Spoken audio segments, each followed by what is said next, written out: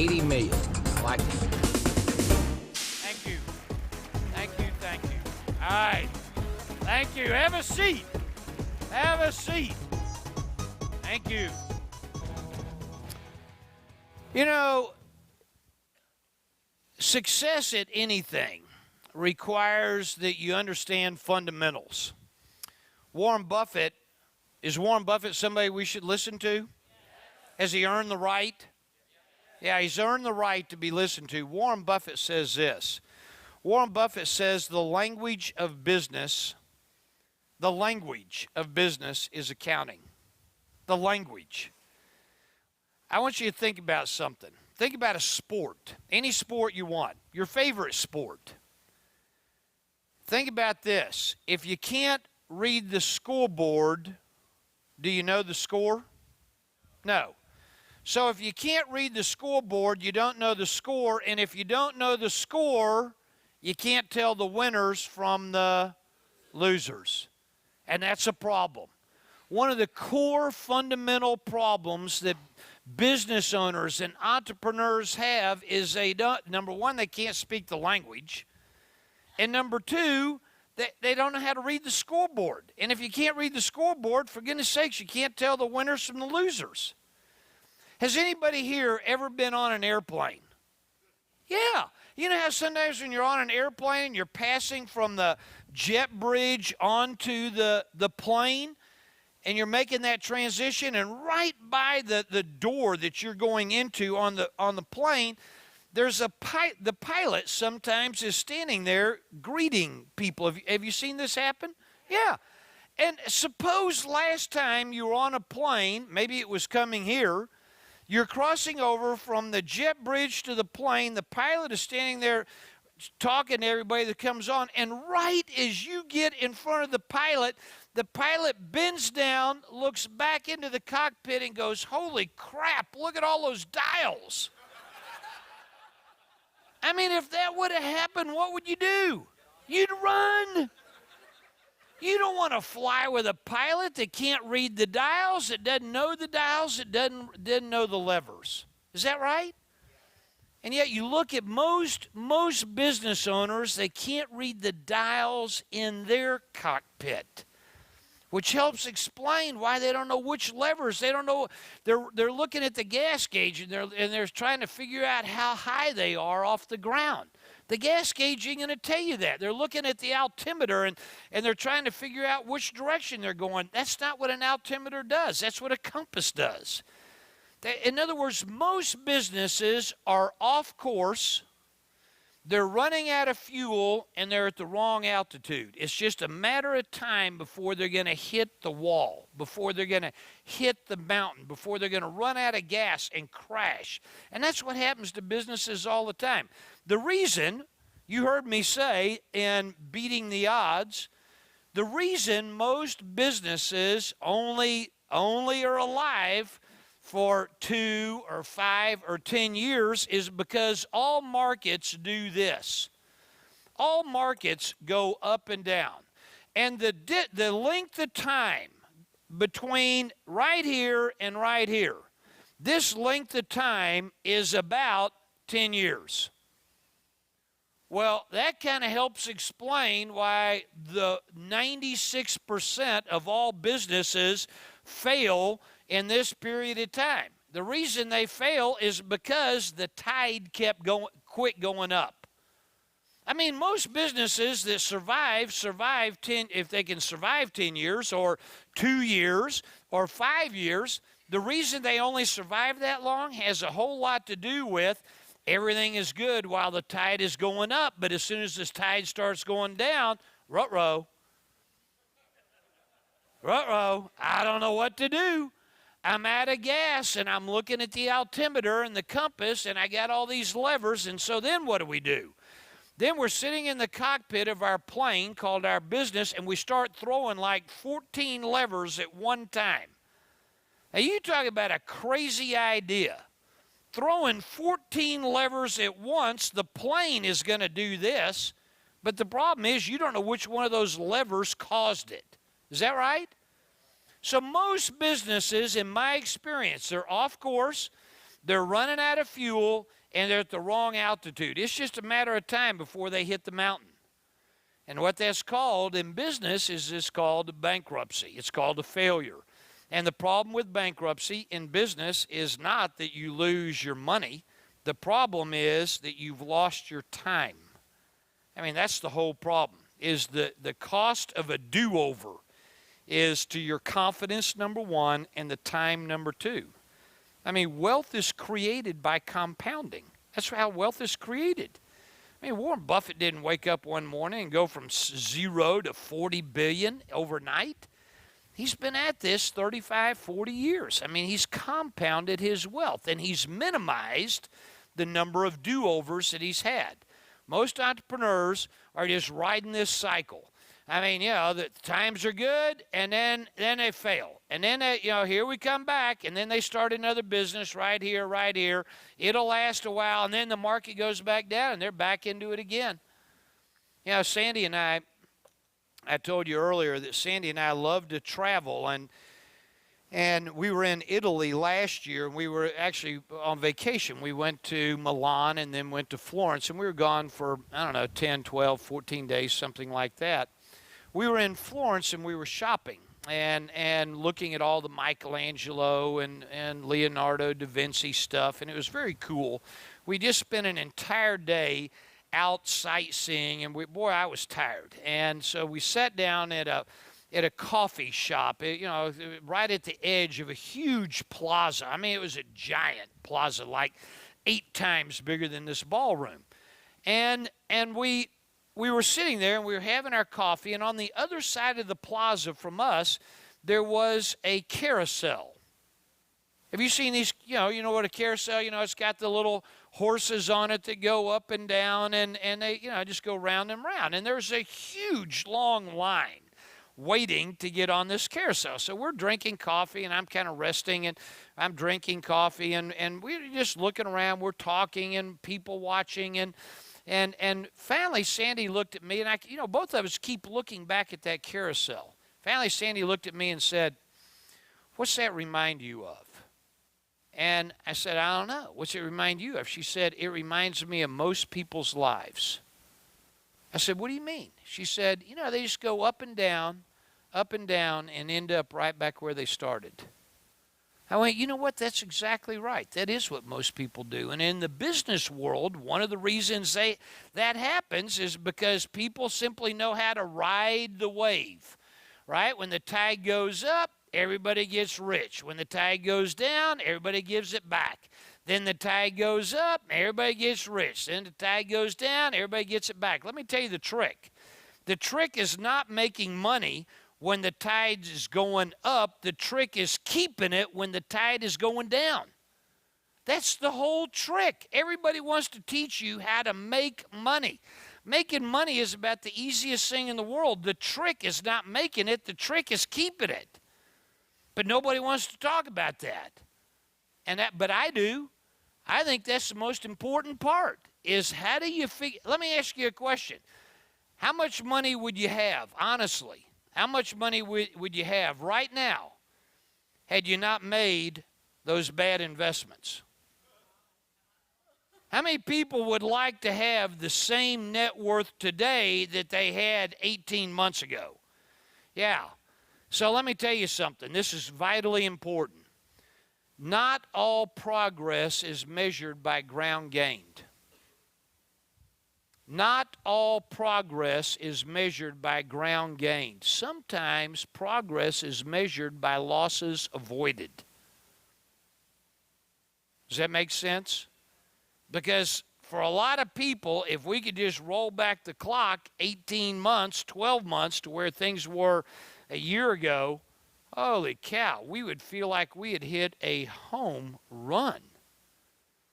And so the reality is, a lot of times we know how to make it, but there's a different set of skills and tools that are required to keep it. Suppose anybody here ever been to the doctor? So and for a physical? Physicals for men after the age of 50 get kind of interesting, okay? They get a little intrusive. Suppose you went to the doc to get a physical. And what happens when you get a physical is the doc draws a little blood. You got to pee in a bottle. And then they send all that off to the lab, and the lab results come back. And here's what the lab results say. You're sitting down with the doc, and the doc says, all right, I'm looking at your results here. You know, your triglycerides are 4,000. Your cholesterol is 800. Your blood pressure is 2,000 over 1,600. Your resting heart rate is 450. The doc looks at you, looks at the numbers, looks at you and says, I don't know what all this means, but you look okay to me. What would you do? You'd fire the doc. The guy's a dummy, right? You wouldn't have a doctor that didn't know how to read the dials, that didn't know how to read the scoreboard, and yet most business owners are trying to fly their business, and they can't read the dials in the cockpit. The problem, obviously, is learning the language isn't a lot of fun. I mean, most people can only speak one language. I heard somebody say one time, what do you call somebody who can speak 3 languages? And I said, well, you call them trilingual. And they said, what would you call somebody who can speak 2 languages? And I said, well, you know, you'd call them bilingual. And they said, what would you call somebody who can only speak 1 language? I said, I don't know. And they said, Americans. Right? I mean, the reality is most of us can't speak the language, and so therefore we got a big-time problem. It's almost impossible to play the game, much less understand the game, if you can't speak the language.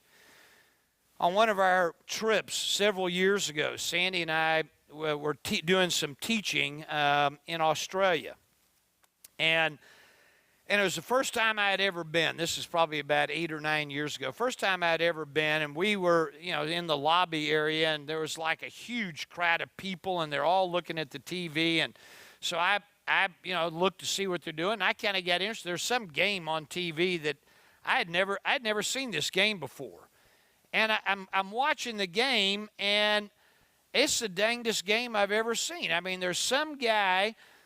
First of all, everybody's kind of dressed in white. And there's this guy, everybody's got on a white floppy hat. And they got, you know, suntan lotion on. And some guy's got a ball. And he runs and he runs and he runs. And then he does this move right here. And he throws his arm over like that. And then the ball hits the dirt. And then there's some guy who looks like he's a goalie in a hockey game. I mean, he is covered up. And he's got a stick. And this guy is trying to swing this stick and hit the ball after it's hit the ground, and then all of a sudden somebody hits the ball, and the ball can go frontwards or backwards, or it goes any old direction, and people just start running. But they don't run around. They run back and forth between 2 sticks. I'm watching this game, and I'm going, this is the dangest game I've ever seen in my life. And I start listening to the language. Here's some of the language they were using. They used words like overs and 4s and 6s. There's a wicket.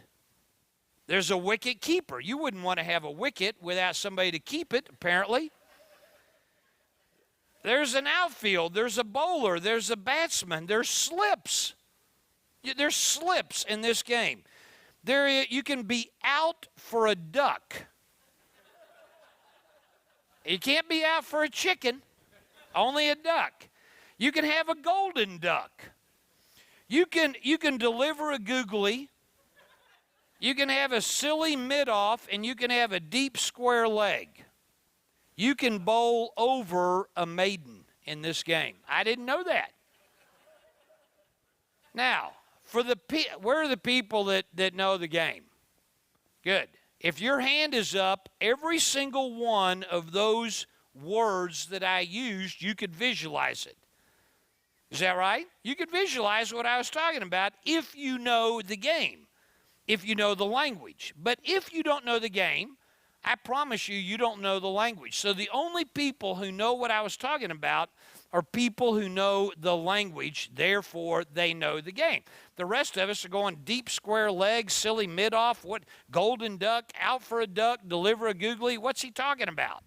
Now we know the game. The game is Cricket. The problem is most of us can't play it. You know why we can't play it? We don't know the language.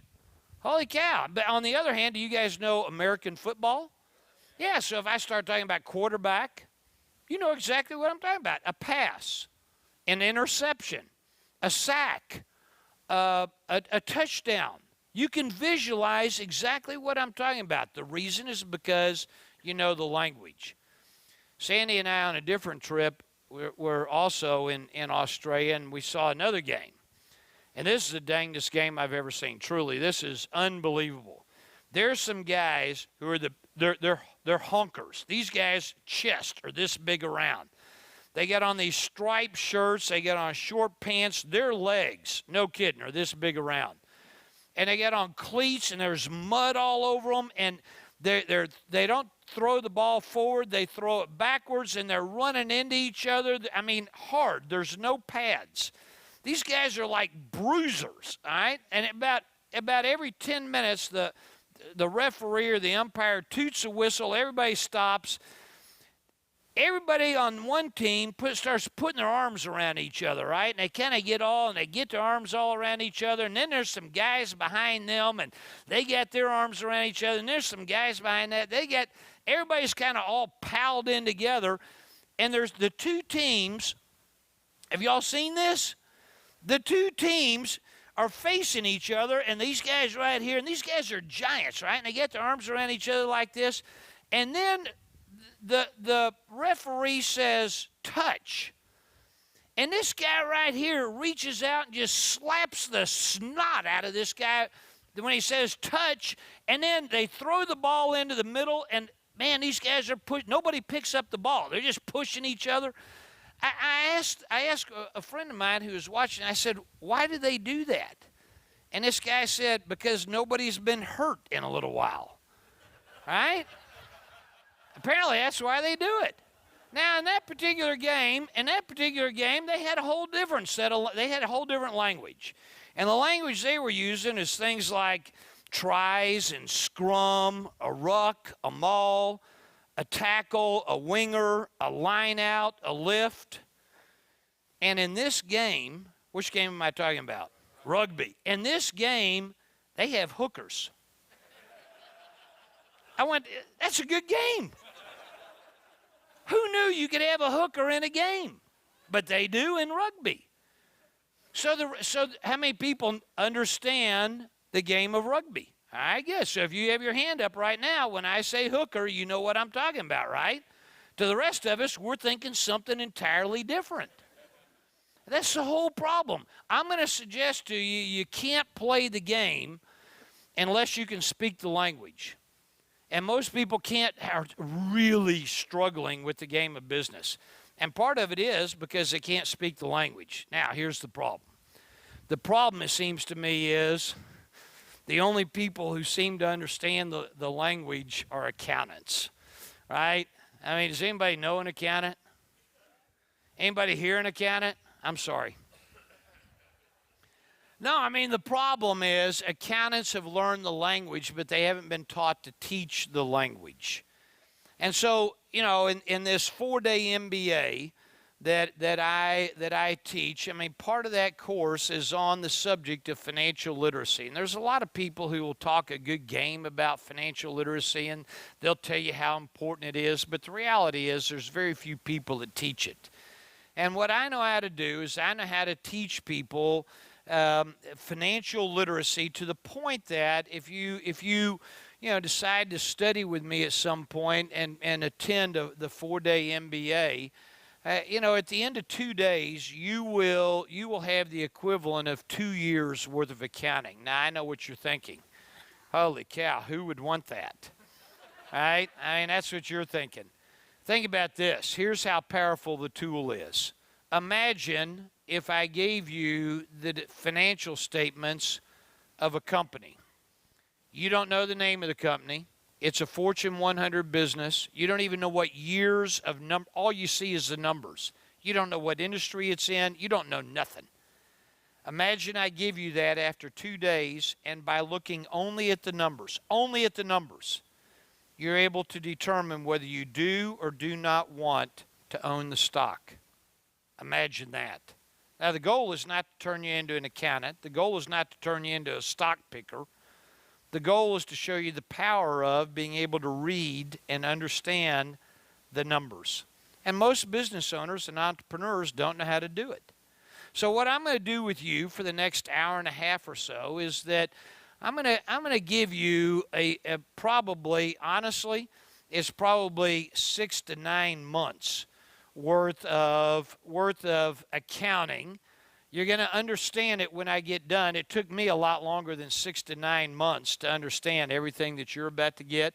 But I'm going to pull together some pieces, and when I get done, you're not going to be an expert. The goal is not to turn you into a bookkeeper. That's a bad idea. Goal is not to turn you into an accountant, although I'm good with accountants. That's not the goal. The goal is to make you proficient as a pilot so that you have the ability to successfully fly your business, stay on course, at the right altitude, and not run out of gas, because that's what kills people. So I'm going to do that by describing the 3 biggest dials. There's lots of dials in a business, but there's 3 really big ones. And the way I'm going to draw these, it looks like this. The first big dial that's out there, I'm going to draw like this, and this dial is designed to keep track of the things and stuff in a business, and then whether or not we owe money on our things and stuff, or do we own our things and stuff? That's all this one does. A business has things and stuff. Do we owe or do we own our things and stuff? What are some examples of things and stuff inside of a business? What would be an example? Cash. Cash is things and stuff that a business has. Accounts receivable. So this is money that's owed to us by our customers. Customers owe us money. We call it accounts receivable. What's something else? Inventory. So some countries call inventory stock. That's what they call it. But for purposes of this, we're going to call it inventory. What's another example of things and stuff? Equipment. So property, plant, and equipment. So property would be like real estate. It'd be like machines. It'd be like a machine, like a dryer, for a car wash, or a paint booth for a body shop. It might be equipment, which would be like computers or vehicles. All of that is things and a stuff in a business. And there's a few other examples, but these are the big ones. There are, some businesses get really complex with all of the, how they break it down. But big picture, it falls into this. There's one more that's really kind of big, and that's an intangible. It's an intangible things and stuff. So sometimes things and stuff is tangible. Sometimes it's not tangible. It's an intangible. What is an intangible? Well, not a brand as much as goodwill. Goodwill is an intangible things and stuff. A patent or a patent would be intangible things and stuff. So there's, these are the 4 big tangibles, and then there's another intangible. What we owe. Now, there's only, 3 big places that we owe money. One of them is what? Well, accounts payable. So, this is money that we owe to people who supply us. So accounts receivable is money owed to us, and accounts payable is money that we owe to our suppliers. So accounts payable, I heard somebody a second ago say taxes payable. So our taxes, that's a big category. And what's the final big one? Long term, right? So this would be long term. This would be notes.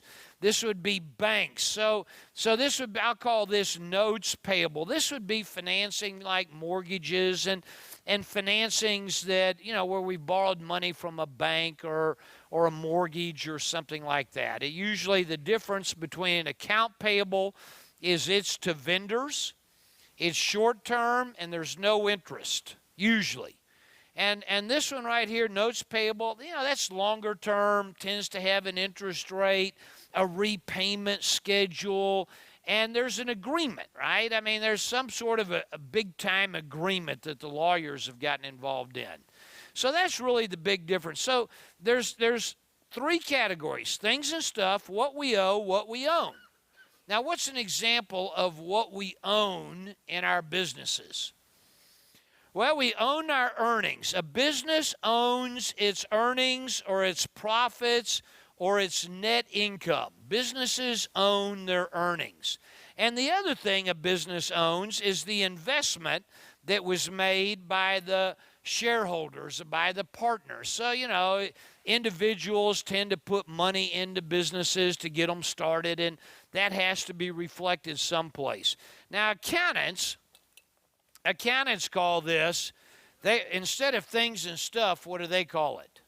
Assets. So this is assets. Assets are the same as things and stuff, and we either owe or we own our things and stuff. Things and stuff, there's four big ones. There's cash, there's accounts receivable, there's inventory, and there's property, plant, and equipment. What do accountants call what we owe? They call that liability. So this is, our assets equal, kind of our liabilities. And then what do they call what we own? What do they call that? They call that equity. So this is equity. So, you guys already know this. I mean, if I showed you a business that looked like this, so this is assets, liabilities, equity. If I showed you this this is a scorecard, by the way. That's all it is. It's a scorecard. I know what you're thinking. Oh, what he's talking about is a balance sheet. That's what accountants call it. What you and I are going to call it, this is a scorecard. That's all it is. I mean, if you're going to play the game, you got to keep score. So this is one of the tools that I'm going to use to keep score. If I showed you this scorecard and I said, tell me how much we own. How much would you say? 20. You'd be exactly right. So we know that 100 equals 80 plus 20. Another way to say it is our things and stuff equal what we owe plus what we own. The way accountants talk about it is they say assets equals liabilities plus equity. Who's lost? Man, that's 2 months worth of accounting right there. That's 2 months. That took us 10 minutes. This is a huge scorecard because every financial transaction, listen very closely, every financial transaction that happens in a business impacts this scorecard. Every single one. There's nothing that can happen inside of a business financially that doesn't impact this scorecard. This scorecard is designed for one reason and one reason only. Keith, how much do you have in things and stuff? What do you owe? What do you own? That's it. It's not designed to do anything else. This particular scorecard is like a digital camera. It takes a snapshot at a point in time. It says, you know what? This is the way everything looks at a certain point in time. So when you see this particular scorecard, it will say as of 12/31/08, as of, the first quarter. So it might be March 31. 09. That might be, but it's a particular point in time. It's a snapshot. So this one is different than the other two scorecards I'm going to show you. This one is a snapshot. Are you good? All right, good. So this is scorecard number one. I'm going to show you another scorecard. There's only three big ones. There's lots of little ones, but there's three big ones. The second scorecard, I'm going to draw to look like this. And the reason I'm drawing it to look like this is because this number right here is what everybody tends to look at when they get their scorecards. This particular scorecard is called an income statement. or a statement of operations, or a P&L, profit and loss. So that's one of the things accountants do. I mean, they give everything 14 different names to keep you guessing, right? What are you talking about? You're talking about P&L, all right? I don't know what that is, but I do have an income statement, right? So this is an income statement, a P&L, a statement of operations. All of it means the same thing, and it's really divided into two parts. The top part is you got revenue or sales or turnover. Turnover is what they call it in some countries. Sales or revenue or turnover. And then you deduct out all the expenses, and what you're left over with is the profit, or the earnings is another way to say it, or the net income, right? The net income of the business. Now, anybody here ever gotten financial statements on your business? Yeah, most people have. Some people don't. Some people don't get financial statements. Instead, what they do is once a year, whether they need to or not, right? They look at their tax return. Now, you talk about a bad idea. Number one, looking at the numbers only once a year, that's a bad idea. And number two, looking at a tax return to figure out what's going on in your business is a really bad idea. Because it doesn't tell you the information you need to know. And yep, that's what a lot of people do, which helps explain why most businesses don't beat the odds. I mean, holy cow, if we're going to go to all this trouble, we're going to have all this work, why don't we get the skills to fly the plane and not die, not crash? All right.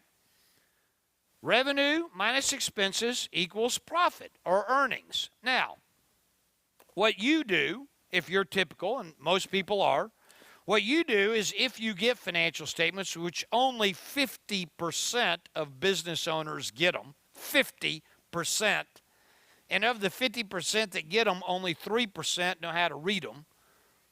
Those numbers are starting to sound suspiciously like the success ratio, isn't it? No wonder people are having so many problems. What you do when you get financial statements, if you get them, is this is the first number you look at right there. You look at the bottom line. That's what it's called, the bottom line. And if this number right here is a particularly good number, you'll go have a drink. Am I right? Yeah. And if this number is a bad number, you'll go have a drink. Am I right? Yeah, so everybody's looking right here, and they're looking at this number. If it's good, they drink, and if it's bad, they drink. Which is another reason why most businesses don't succeed. Most business owners are alcoholics, right? They're looking right here.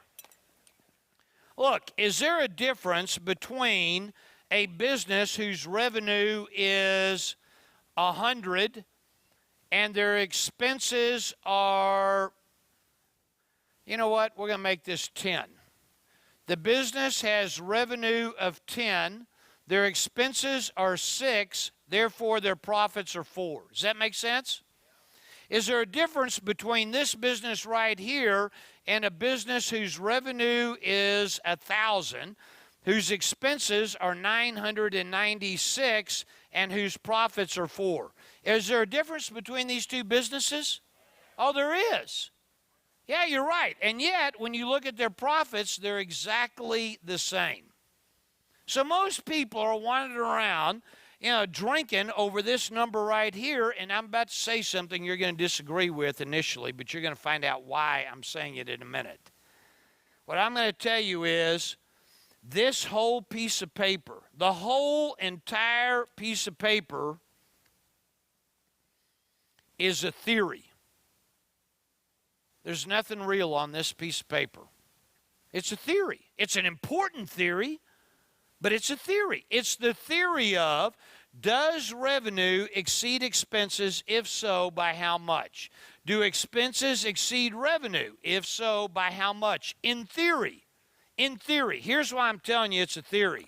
The reason it's a theory is because you can't spend profits. Try to pay your bills with your profits. Check out of this hotel and say to the cashier, God, I don't have any cash. Will you take some of my profits?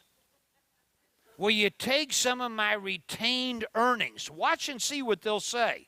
They will slap you. They don't want your profits. Your profits aren't real. You can't spend your profits. They can't spend your profits. The profits are a theory. You'll see why in a minute. It's an important theory, but nevertheless, it's a theory.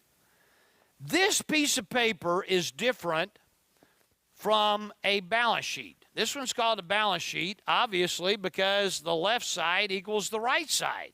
It balances, right? 100 equals 100. 100 equals 80 plus 20 equals 100. 100 equals 100. So this is a balance sheet, and this is a snapshot. And this is an income statement, and this one is a movie.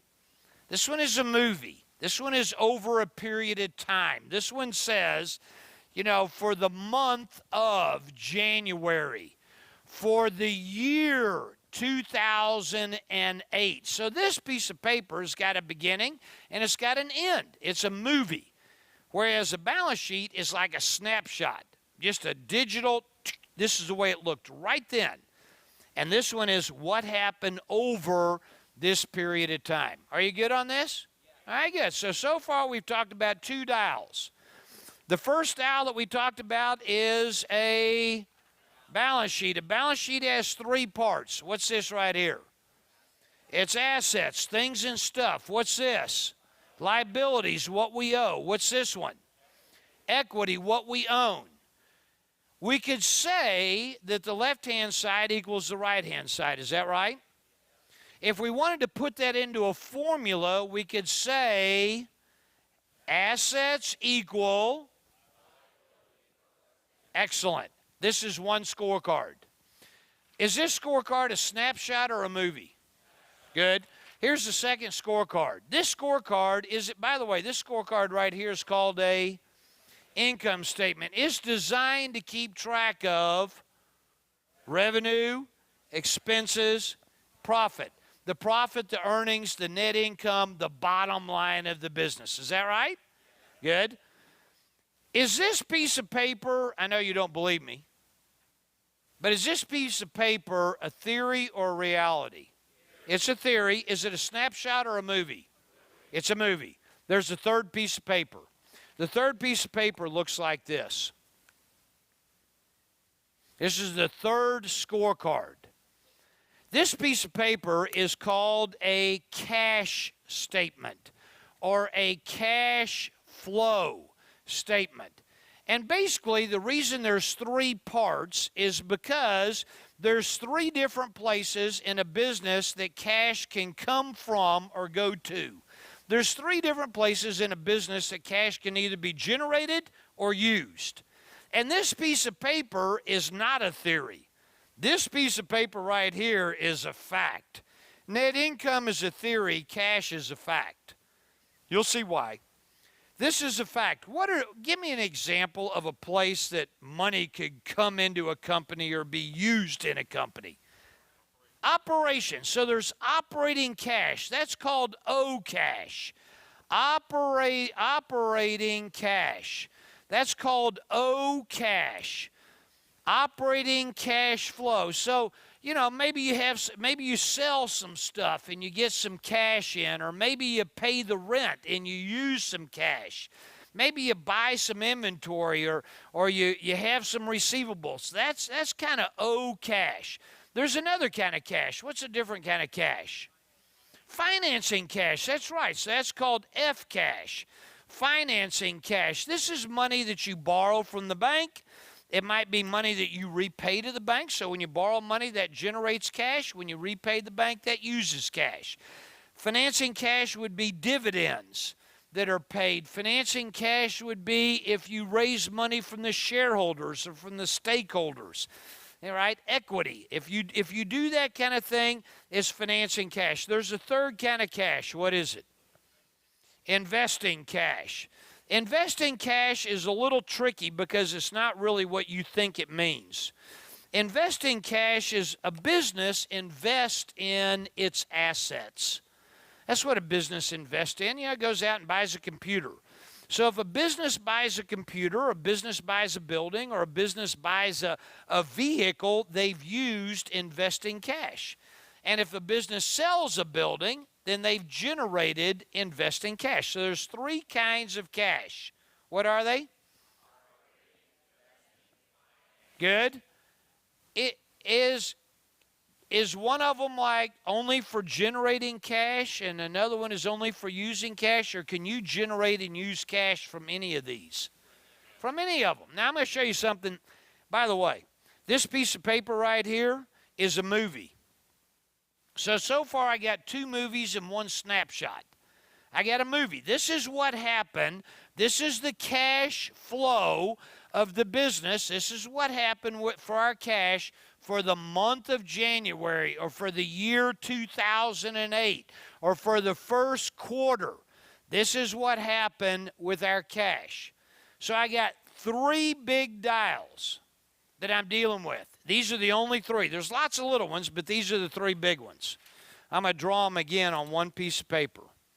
I have a balance sheet, and it looks like this. And a balance sheet is in 3 parts. I got assets, liabilities, and good. I got an income statement, and it's divided into 2 parts. It looks like this. And the reason it looks like this is because what everybody looks at is this thing right here, the bottom line, net income, right? Profits. And then there's a 3rd dial, and I drew it like this. What is this called? A cash flow statement. And how many different kinds of cash are there? 3. And what are they called? Good group. That is awesome. Now here's what's cool. This is how they all fit together.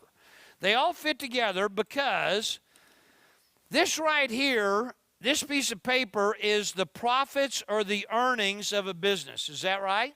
The earnings of a business are right here on this piece of paper. I think I've talked about the earnings of the business when I talked about this one right here, didn't I? Where were the earnings? Does a business own its earnings? Yeah, it does. In fact, one of the things I said is that the business really owns 2 things. They own the investment that was made by the partners, and what else does the business own? Its earnings. Here's something very cool. This number right here and this number right here are exactly the same. They're exactly the same. Now, my accountants in the room, just stay with me for a minute, okay? I know you guys. Y'all are saying, all right, now wait a minute. They're exactly the same. So this, on a balance sheet, this is keeping track of what the profits are. And then if I want to know how these profits were generated, I'm not going to look at a world atlas. I'm going to look at a street map. This right here is a street map that says, Keith, here's how you get to 123 Elm Street in Austin, Texas. This says there's such a place as North America. This says 123 Elm Street. So I look at my profits, and my profits are 4. That's what this number is right here. That's going to be the same number as right here. I say, well, how did I get to that number? And I go, oh, I'll tell you how I got there. My revenue was 1,000, and my expenses were 996, and therefore I ended up with 4. Or my revenue was 10, and my expenses were 6, and that's how I ended up with 4. So the 4 is the number that's up here, but how did I get there? Do you think this piece of paper right here is kind of important? Yeah, I do too. Is this piece of paper real or a theory? It's a theory. I know you don't believe me, but it is a theory. It's not designed to tell you the facts. It's designed to tell you the theory of whether revenue exceeds expenses, and if so, by how much. That's it. Now, you saw this piece of paper. What is this piece of paper called right here? Cash flow statement. This is all about cash.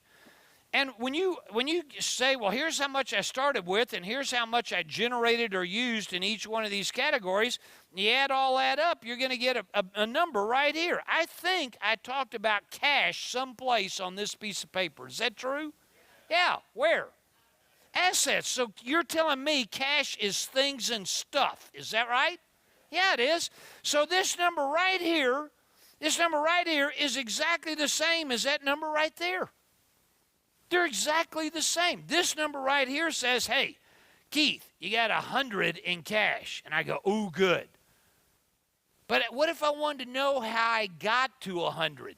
This is a world atlas. This is a street map. If I want to know how I got to 100, I can say, well, I'll tell you how you got to 100, Keith. You started with 50, and then you used 10 right here, and then you made 50 right there, and then you made 10 more right here. And when you add all that up, you got to 100, and this number right here is 100. This number, both numbers are 100.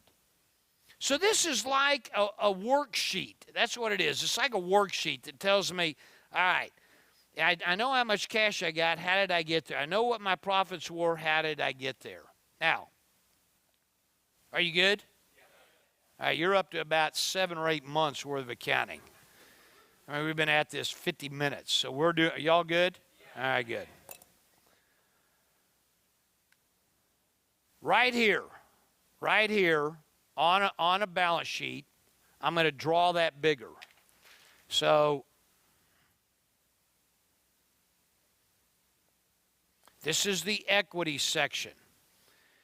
There's two main parts to equity. One part is the investment that was made by the shareholders, and the other part is really two parts. It's one part, but it's really two parts. It's the earnings of a business. So I'm going to say earnings, and then I'm going to put a colon. And I'm going to say, you know what, there's really two different kinds of earnings of a business. One of them is the earnings from the current movie. So this is the earnings from the current, and then there is the earnings that I have retained in a business. Now, when you think about it, a business that makes money or loses money, the business owns its earnings, and a business can choose to do one of two things, just like you, with what you own. You can either keep it or you can give it away. Everything you own, you have a choice. You can keep it or you can get rid of it. If you decide to keep your earnings, you are said to have retained those earnings. If, on the other hand, you decide to give them away, what do we call that in the business world? A dividend. So when a business ships its earnings to the shareholders, they call it a dividend. And when they keep the earnings, they have retained them. So this, on a balance sheet, what you're going to see is, under the equity section, you're going to see, all right, here's a number right here for investment. And then for earnings, there's going to be a number for the current period, the current movie, and then there's another number for all the prior movies, all of them that have been retained. Michael Dell, he's got a piece of paper. He's got a scorecard that looks like this. He's got a scorecard that looks like this right here. He's got assets, he's got liabilities, he's got equity. Michael Dell has never paid a dividend. Therefore, if you go look at Michael Dell's balance sheet for the business, when you look at the earnings and add these two together, that will be the cumulative earnings that Dell has made since the very first computer they built. The very first one. How much are their cumulative earnings? Go look right here. It'll tell you. This is their cumulative profits of that business. Does that make sense? All right, good. So I got 3 big scorecards. Now, what we're going to do is and you're going to help me do this, we're going to create these 3 statements. And there's an example that we've handed out to you that was in your seat when you came back from lunch. There's an example that we're going to do together. I'm going to use this projector, PowerPoint, and you're going to help me create a set of financial statements. Hang on, don't stop looking. Listen to me. You're going to help me do it by reading the words. You're going to read the words, and you're going to convert the words into numbers. See, that's what accountants do. When you boil it down, what accountants do is they take activities and convert them into numbers, and they put the numbers on the scorecard. Who knows something about American football? So there's guys running along, and some guy is carrying a ball, right? And so he's running, and then he crosses the goal line. And then all the fans, they stand up and cheer, and they're clapping, and everybody's all happy. What the scoreboard reflects is the dollar, the points that were put on the board. It reflects the points. But the scoreboard doesn't say, oh, he ran over, or they threw the ball over, or there was an interception. It doesn't talk about any of that. It doesn't talk about fumbles. It just says, here's how many points. So if you want to understand the scoreboard, I'm about to say something critical. If you want to understand the scoreboard, you got to be able to understand how do activities get converted into numbers to begin with. So you're going to do that. Now here's the really cool part. The cool part is that I've created a Rosetta Stone. Do you know what the Rosetta Stone is? It's in the London Museum. When modern man discovered the Egyptian pyramids, we're looking at all these hieroglyphics going, holy cow, what does this mean? And nobody knows what it meant until they found the Rosetta Stone. Rosetta Stone, I've seen it. It's about this high, it's about this wide, and it's kind of a rock that's been chiseled. And on one side of the rock, it's highly polished. It's like granite or something, highly polished. And the Egyptians, on this one stone, back 3,000 years ago, wrote down a government decree. So, the government said, okay, from now on, everybody's got to pay, 40% in taxes or whatever it was. They had a government decree, and it's written in 3 languages. It's written in the Egyptian dialect, not hieroglyphics, but the Egyptian. We understood that one. It's also written in hieroglyphics. It's also written in Latin. So we got 3, right? Well, we could read Latin, but we don't understand. Now, if we got the same thing and it's been translated, now all of a sudden everybody can walk around the pyramids and go, okay, that means the guy ran across the street and he got a whipping by his dad, right? So it tells the story. That's the whole thing. Numbers tell a story. The problem is we haven't been educated to translate, here's the key, numbers back into words. That's the key. How do you translate numbers into words? So accountants transfer words into numbers. You're going to do that with me. And then when we're done, I'm going to show you the Rosetta Stone that will allow you to read, see the numbers, and go, here's the story. Is that cool or cool? All right, here we go. On your piece of paper, in your handout, you have something that looks like this. You and I are going to create a mighty fine lemonade business. We're going to be in the lemonade business. We're going to create and keep the scorecard on a business. And this business happens to be the lemonade business. And so what you and I are going to do together, you're going to help me, is we're going to take the activities of the business, we're going to convert it into numbers, and when we get all done, we're going to be able to, I'm going to show you how to convert those numbers back into activities, because here's the key.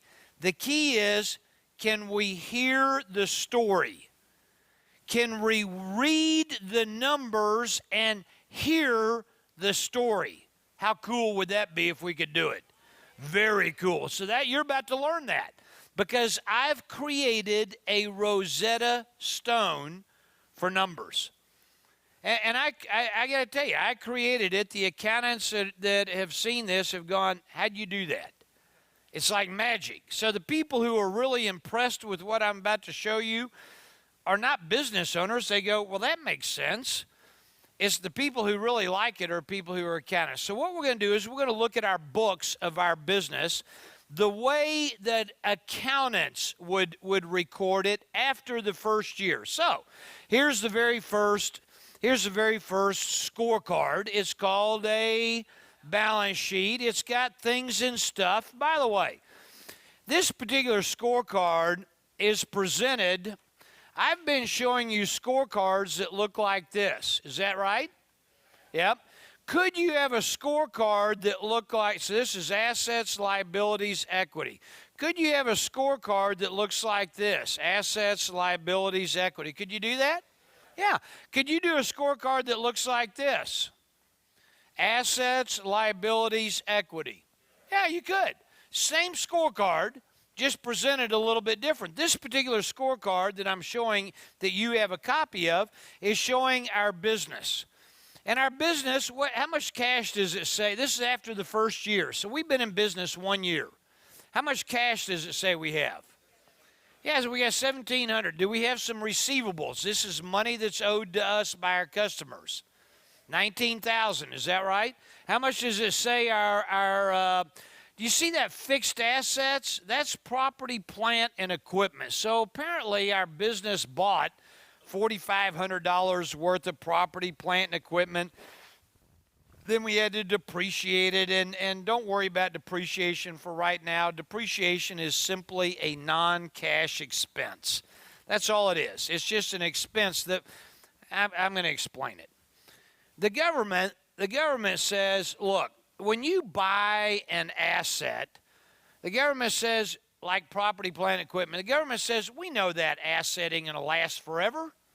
I mean, it's going to wear out. And so the government comes up with a depreciation schedule, which simply means that the asset is going to be reduced in value on the balance sheet.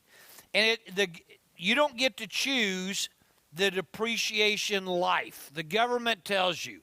So let's suppose you spent $1,000 on an asset that the government says is going to last 10 years. Then what accountants would do is they'd say, okay, of this $1,000 that you spent for this asset, every year you're going to expense or reduce the value by $100. So at the end of the first year, what you thought was $1,000 is now how much? $900. That's exactly right. And then at the end of the second year, you depreciate another $100. So now the thing is only worth how much? $800. And it goes all the way down to zero. Now, does that mean at the end of 10 years that this asset is worth zero? No. It doesn't have anything to do with the value. See, this is important. When you look at a balance sheet, what's recorded over here is not how much it's worth, it's how much you paid for it. So accounting doesn't care how much things are worth. It simply says, okay, how much did you pay for it, and how much is the depreciation? How much is the government? Could you buy an asset and have you ever bought a car? You buy a car, you go spend, $30,000 on a car. The government says, all right, a car is going to last 5 years. So you spend $30,000 on a car, and the car is going to last 5 years. How much is your depreciation per year? $6,000. Now that means at the end of the first year, 12 months later, this car on your books is worth how much? $24,000. Do you think the depreciation happens a little bit quicker than that? Oh, yeah. I mean, the instant you take title to it, the value of this baby is plummeting, right? Is it possible to buy an asset? This is an asset that goes down in value. Is it possible to buy an asset that goes up in value? Yeah, what would be an example? A piece of real estate. Not recently that hadn't happened, but back in the day, that would be what would happen, right? You go out and say, all right, I'm going to spend $100,000 on a piece of real estate, and the government says it's going to last 20 years. So how much is the depreciation per year? $5,000. So at the end of the first year, this asset is only worth $95,000. Is that right? Does that mean that that's what it's worth? No, because it could be in a boom market and the value could go up. But accounting doesn't care about that. It's not there to record the value. It's there to record what you paid for it. So we have some depreciation on our business that you and I have created together, the lemonade business. Do we have, we have some inventory, don't we? We have some receivables. What is inventory? Inventory is simply It's things and stuff that we bought that we're going to turn around and sell. So anything that we buy that we're going to turn right around and sell, that's called inventory. But anything that we buy and we're going to hold on to for a long time, typically those are fixed assets. And then we have something called liabilities. So the total assets of this business are, $28,000. You can see that we apparently bought $4,500 worth of property, plant, and equipment, but depreciation was $1,500. How long do you reckon the life of these assets are? 3 years. That kind of be what I'd think too. So the life of the assets probably is about 3 years. And we have total things and stuff in this business of $28,700. Now, underneath that, you'll see liabilities. This is the amount of money we owe. And what we owe is, we owe some accounts payable. That's money we owe to our vendors, people who have extended us credit. That's a total of how much? $2,000. And then we got some debts, and that's $4,000. That would be like notes to the bank or something. And then we owe some income taxes of $500. So our total liabilities are $6,500. And then down below that is this equity. This is what we own. And stock, that simply means that this is the investment by the owners. So the owners, that's you and me. Apparently we put $5,000 into this thing. At the beginning of the year, we put $5,000 in. That was our investment. And then how much profit did the business have? Because this is the first year of operation. How much were the profits in the first year? $17,000, right? Now, remember these numbers. In particular, remember this number right here, $1,700, and remember this number right here, $17,200. Remember those two numbers. Cash is $1,700. Profits are $17,200. So let's remember those two numbers. Let's look at the second scorecard. You have it in front of you. What's the second scorecard that you have? It's an income statement. By the way, is an income statement a theory or a fact? It's a theory. And here's what it says. It says, you know what, Keith? You had some sales, some revenue, some turnover. And how much was that? $50,000. And then you had something called COGS. C-O-G-S. What the heck is COGS? Cost of goods sold. So this is inventory that I bought that I turned around and sold. So, I bought some inventory and then I turned around and resold it. Do a lot of businesses do that? Are there some businesses that don't? What kind of business doesn't do that? A service business. Service businesses don't typically have cost of goods sold. So like if you're a doctor or you're a lawyer or you're an accountant, if you're a teacher, then, typically you don't have a lot of cost of goods sold.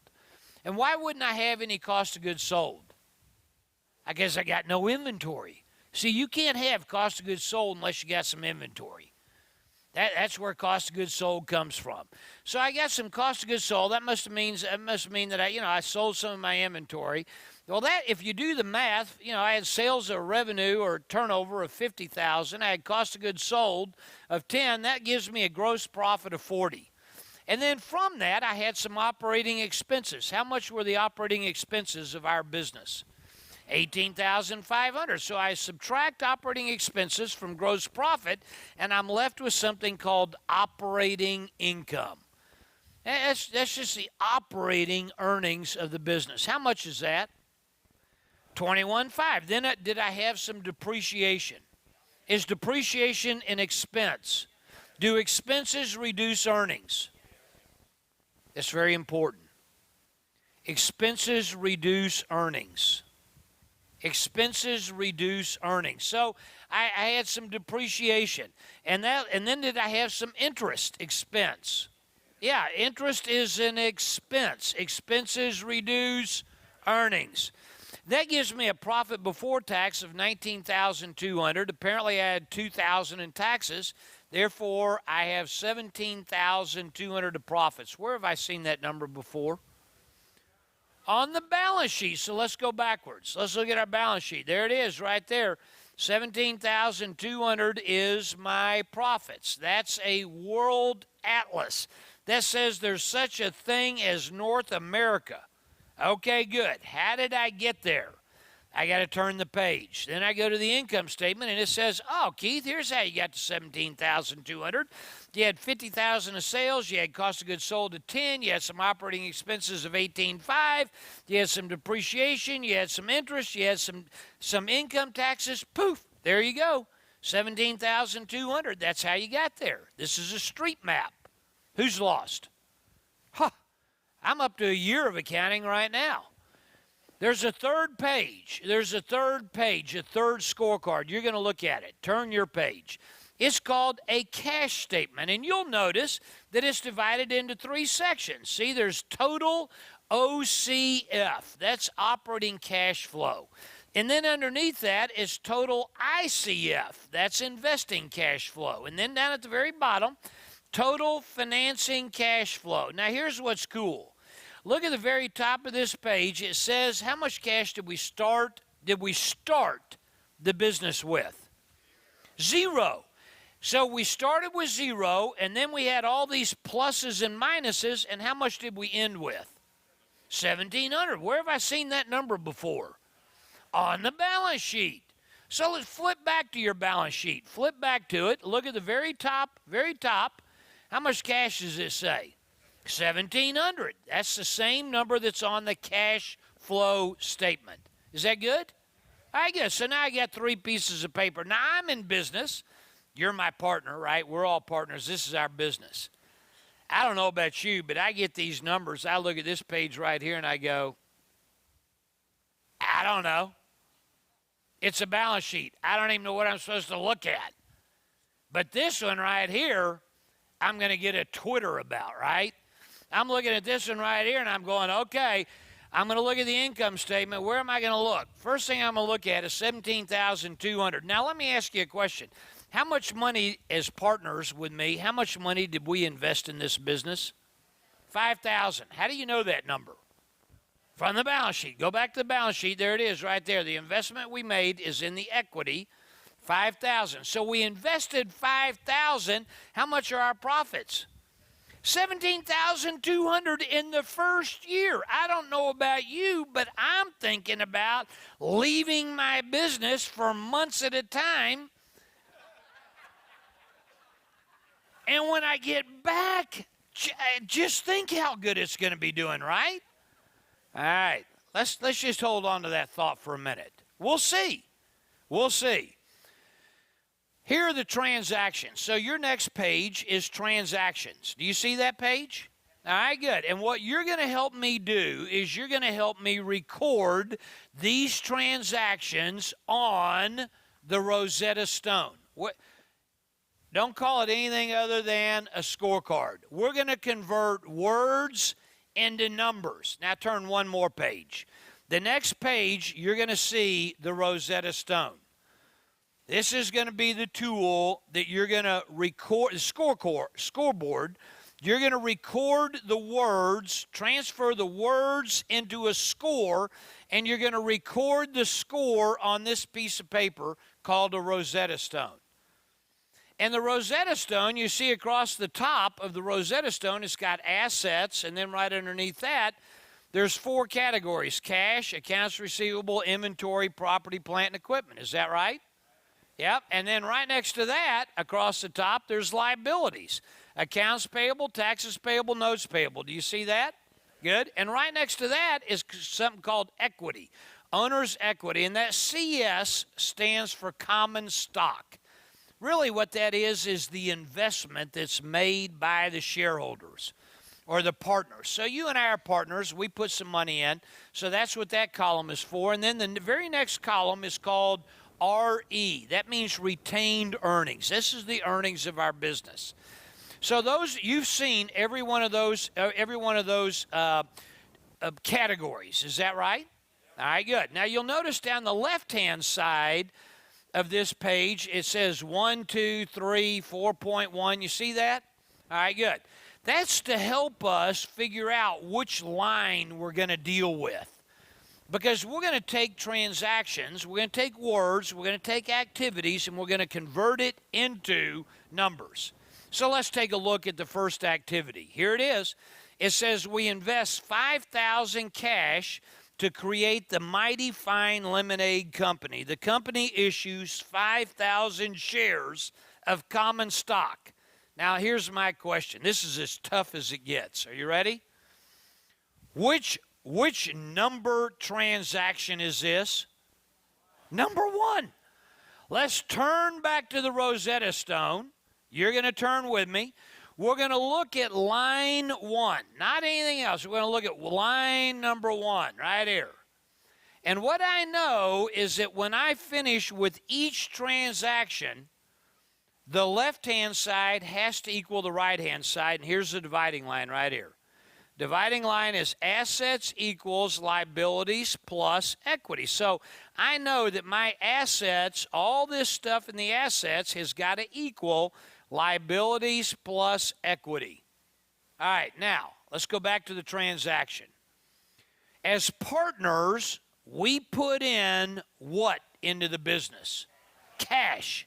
We put in some cash. Do you see on your Rosetta Stone, do you see a column that has something to do with cash? Where is that? On the far left-hand side. So in this column that says cash, on line number 1, in that box right there, I need to write down a number. Now here's my question. Did my cash in the business go up or did it go down? It went up. By how much? Write that number down. You just did it. There it is right there. You just wrote down $5,000. Your cash went up by $5,000. Is that right? Now let me ask you a question. Are we in balance? How do you know? Because the left-hand side doesn't equal the right-hand side. Because my assets don't equal my liabilities. My total assets right now are $5,000.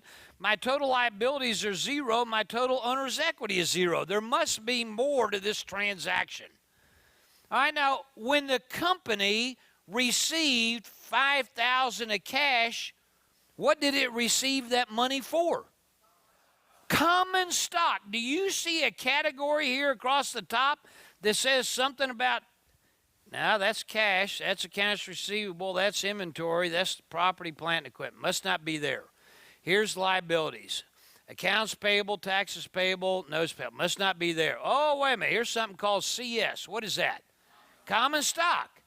So in the column called common stock, on the line or the row that says number 1, because this is number 1, in that box right there, we're going to write down a number. What number do you think we're going to write down? You're exactly right. Write it down. Y'all are just like little accountants. It's unbelievable.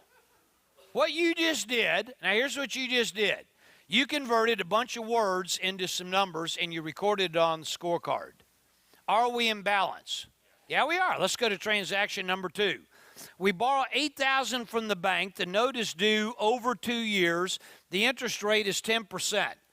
Payments are made at the end of each year. Year 1 principal is $4,000 and year 1 interest is $800. Holy macanoli. That is a lot of moving parts. So first of all, I got to borrow some money, and then I get an interest rate of 10%. The payments are made at the end of each year. Year 1, it looks like I paid back some of the principal of, how much did I pay back? $4,000, and it looks like I also paid some interest. How much was that? $800.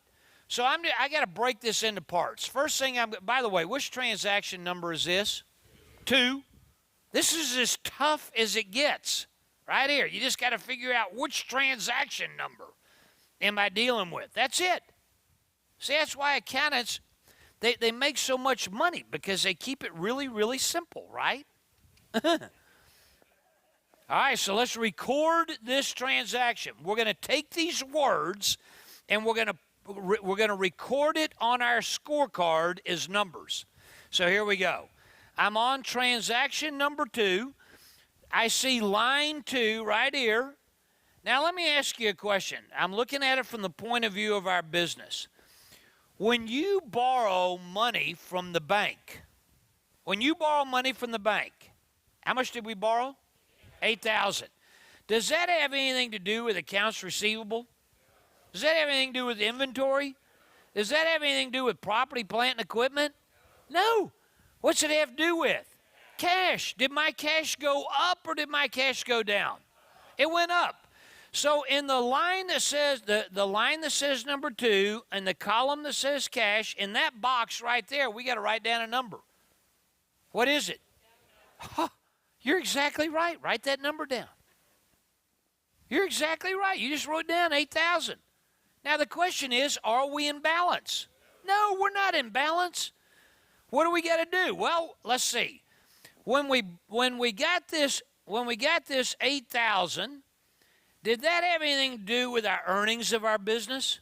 No, it had nothing to do with earnings. Did it have anything to do with equity, with the investment, with the common stock? No. Did it have anything to do with taxes? Did it have anything to do with vendors or accounts? No. What does it have to do with? It's a note. How much is it? Now, here's the key. Listen very closely. Since the amount that I now owe money. Is that right? How much? I should look at notes payable. Notes payable, that's the column on line 2. So in that box, I'm going to record a number. I'm thinking the number, since I owe the money, I'm thinking the number needs to be a negative number. Would you agree with that? Wait a minute. Wait. I owe the money. I owe the money. Therefore, it should be a negative number. Is that right? I owe the money. Oh, I know what you're saying. What you're saying to me is forget about whether you owe it, my accounts, my notes payable went up. Is that right? My notes payable went up. Therefore, it is a positive number. Like when my cash goes up, it's a positive number. In a minute, we're going to use some cash. When we use some cash, my cash is going to go down. When I repay some of my note, that number is going to go down. So all we got to do, we don't have to say positive, negative. Do you realize I teach financial literacy and I never use the 2 most dreaded words you've ever heard in your whole life? Have you ever heard the D word and the C word? Debit and credit. Do you hate those words? I do. I don't even know what they mean. And I got a degree in accounting. I mean, they're talking about you debit. Have you ever been to your accountant and they said, you're taking your financial statements and you say, how did this happen? Anybody ever done that? How did this happen? And you ask your accountant and your accountant says, oh, I'll tell you how it happened. We had to debit this and credit that. Then we booked the whole thing to the adjusting journal entry and we did a trial balance and poof, there you are. Have you ever had that happen? That's the way they talk. No wonder we're having problems, right? All right, so what you're telling me is that 8,000, it's a note payable. It happened on line 2, note payable. So in that box right there, what number do I need to write down? A positive or a minus? A positive. You're exactly right.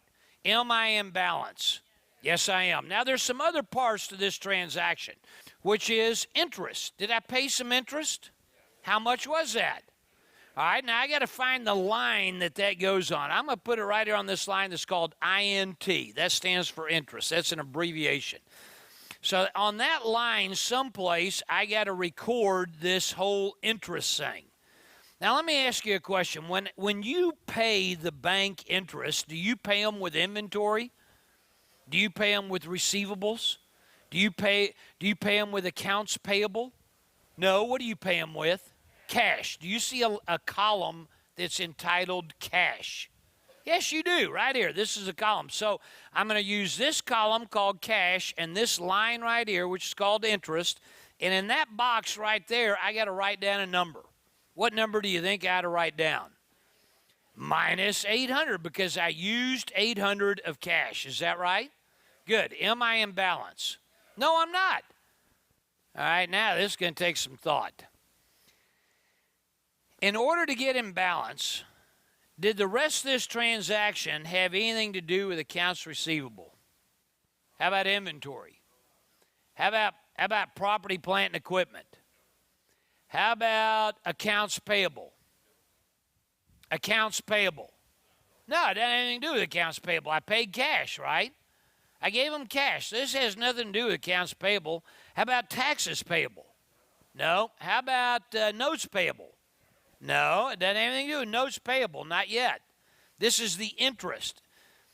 Is interest an expense?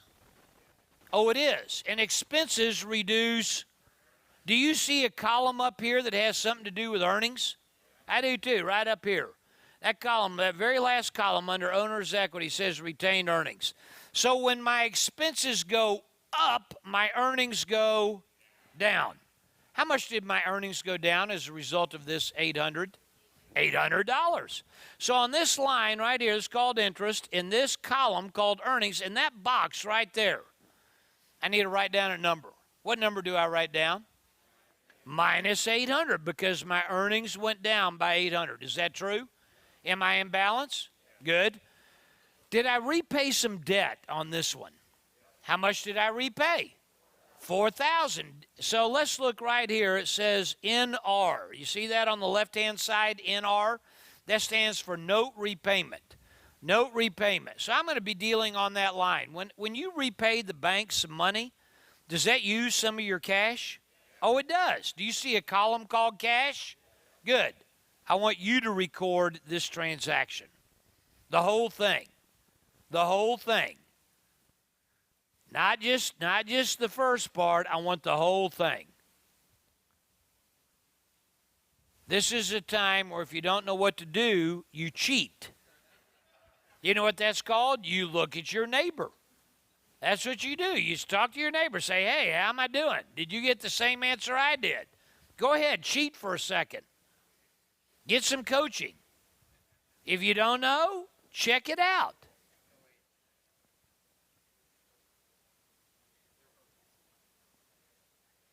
Okay, here we go.